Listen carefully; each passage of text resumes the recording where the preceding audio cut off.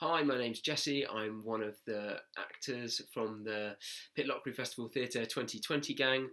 And given the current situation, the current climate we're in, where face-to-face meetings aren't going to be possible for the next few weeks, months, however long, I thought I'd just try and pass on a few tips, a little bit of advice that I found particularly helpful over the years when I'm approaching self-taping or putting yourself on camera for an audition, as opposed to meeting someone in the flesh.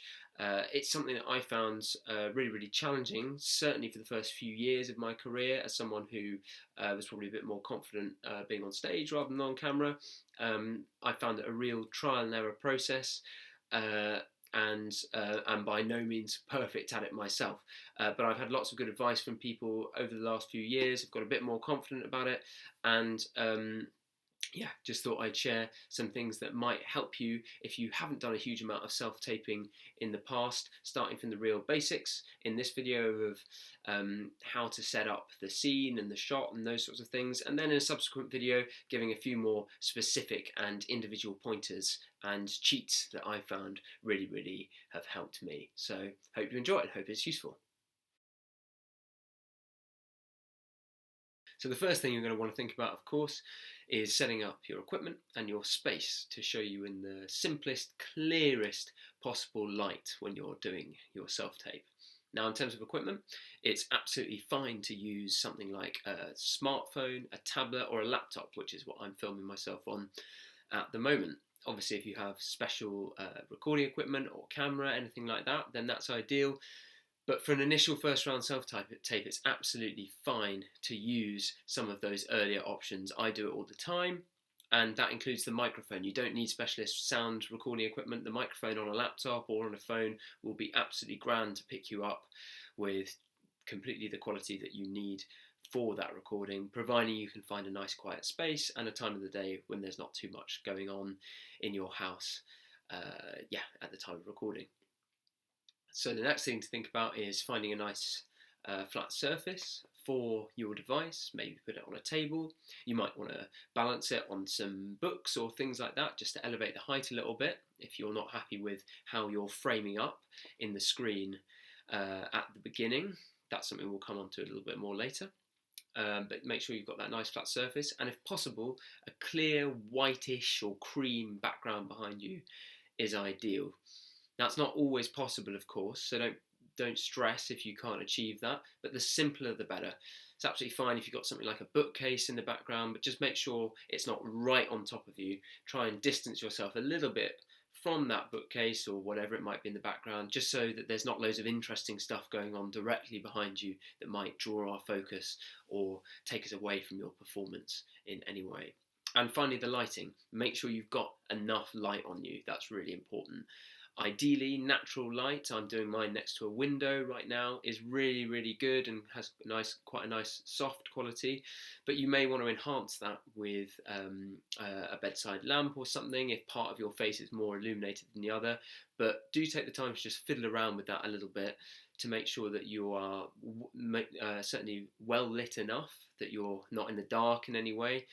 But also you don't want to be whiting yourself out with artificial light and shining it directly in your face in a way that's going to distract you. So take the time to get that balance right. Have a little experiment of what looks about right to you, and if possible, if you can get a little bit of light shining on your eyes, which are the most expressive part of the face, then that's ideal as well. So the next thing that you'll need to think about when you're doing your tape is how, as I mentioned before, are you framing up your shot? And all that means is how much of you are we seeing on the screen? How close are you to the camera? So generally when I'm doing screen auditions for TV, film, etc., I put myself in a shot like this. It's what we would probably roughly call a mid shot. And that means that the shot goes from about midway up my chest all the way to just above my head, where I've left a little bit of space, even though my hair does tend to encroach on it a little bit because it's so big. But yeah, just from the chest, halfway up the chest to a little bit above the top of the head. And that's a really nice framing because it's close enough that we're picking up all of those thought processes, facial expressions that will be happening while I'm doing my performance, all of the stuff that goes on behind the eyes when you're saying the lines, when you're listening to the other person saying your lines.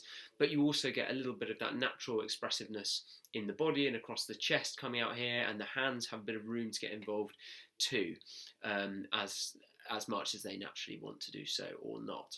So a mid shot is a really good standard framing position to put yourself in when you're doing your tape. Of course, at the moment, we're in an unusual situation where lots of stage auditions, where you would usually go in and meet the auditioner face to face, are also going online as well.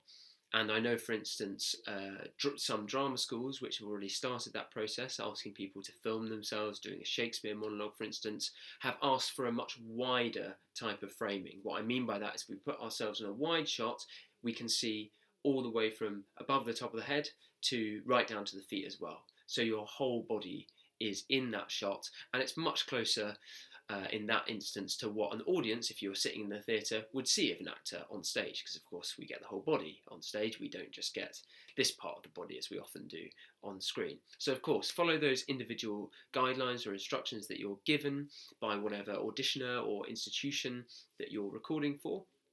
And just one thing to bear in mind is, when I put myself in a mid shot like this, for example, occasionally I have to become a bit more conscious of certain things that usually I don't worry about when I'm performing on stage. For instance, I tend, in general life and everyday conversation, to move around quite a lot when I'm talking. My head jigs about the place, and if I do that, and if I did this whole tape like that, that would probably be incredibly distracting, and it detracts a little bit from the simplicity and clarity of my performance. So when you start watching yourself back, if you're in a mid shot and you're not particularly used to recording yourself for camera, you may notice that there are a few little habitual tendencies that you just need to become conscious of and just address and iron out. I'm having to keep my head a little bit stiller than I naturally would, but you get used to it very, very quickly.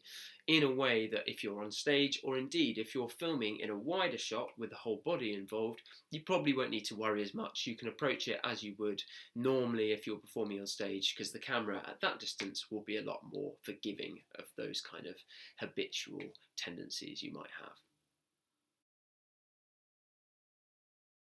The next consideration is going to be eyeline and where you put that.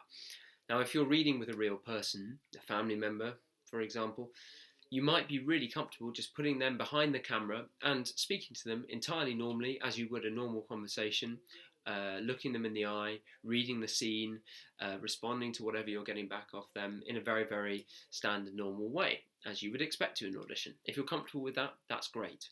But if it's making you feel in any way self-conscious, and you feel that it's making you reduce your performance or not able to concentrate on the prep and the work you've done prior to the scene, sometimes really good advice that I've been given is actually not to speak to someone directly and look at them in the eye, but to pick a point and speak to that as if that were the imaginary other character in the scene.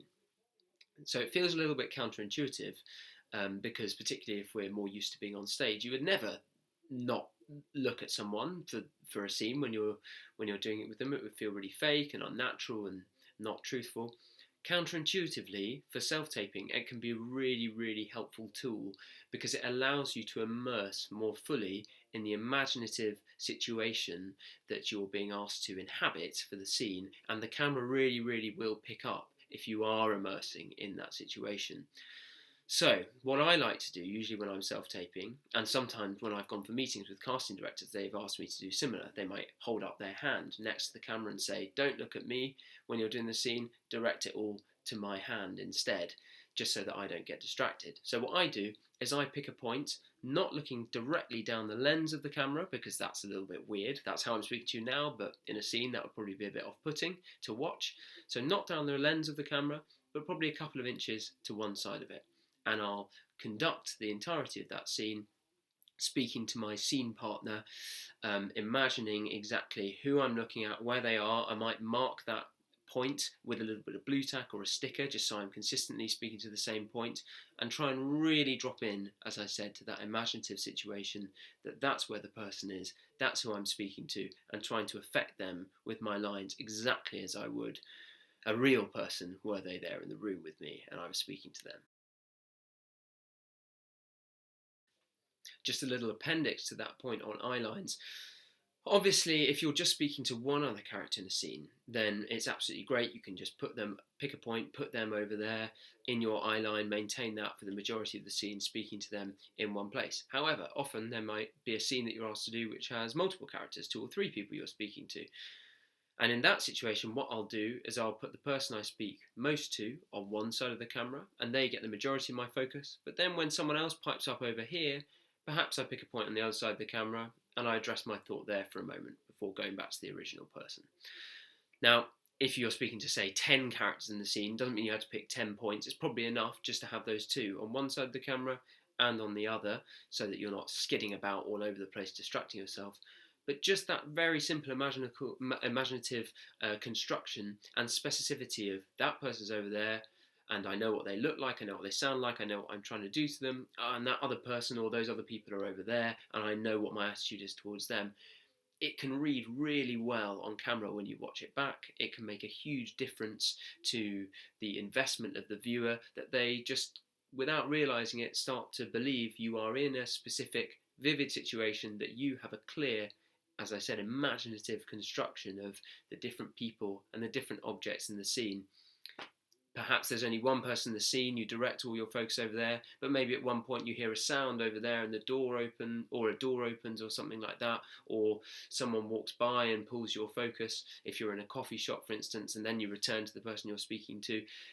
Just occasionally breaking that main eye line to draw in something in the imaginative world that might be around you can be really, really useful and create a much more vivid sense of being an actual person in an actual space, responding to actual stimuli.